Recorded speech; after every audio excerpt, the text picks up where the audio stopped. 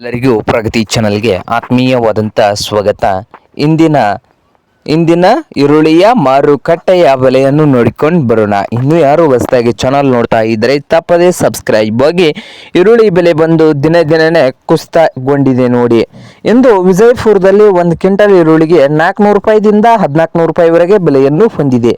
400 ರೂಪಾಯಿದಿಂದ 1400 ರೂಪಾಯಿವರೆಗೆ ಒಂದು ಕ್ವಿಂಟಲ್ಗೆ ವಿಜಯಪುರದಲ್ಲಿ ಈರುಳ್ಳಿಯ ಬೆಲೆಯನ್ನು ಹೊಂದಿದೆ.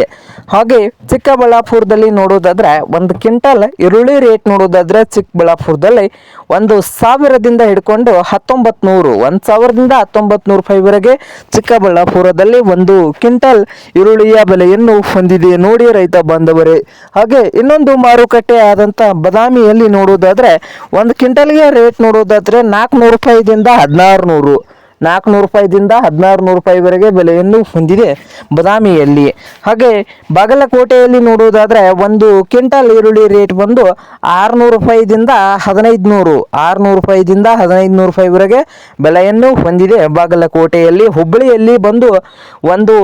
ಹುಬ್ಬಳ್ಳಿಯಲ್ಲಿ ನೋಡೋದಾದ್ರೆ 1000ದಿಂದ 1800 ರೂಪಾಯಿವರೆಗೆ ಬೆಲೆಯನ್ನು ಹೊಂದಿದೆ ಹುಬ್ಬಳ್ಳಿಯಲ್ಲಿ.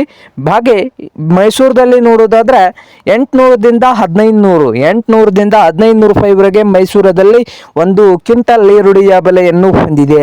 ಹಾಗೆ ಕೋಲ್ಹಾಪುರದಲ್ಲಿ ನೋಡೋದಾದ್ರೆ 500 ರೂಪಾಯಿದಿಂದ 1400 ರೂಪಾಯಿವರೆಗೆ ಕೋಲ್ಹಾಪುರದಲ್ಲಿ ಒಂದು ಕ್ವಿಂಟಲ್ ಈರುಳ್ಳಿಯ ಬೆಲೆಯನ್ನು ಹೊಂದಿದೆ.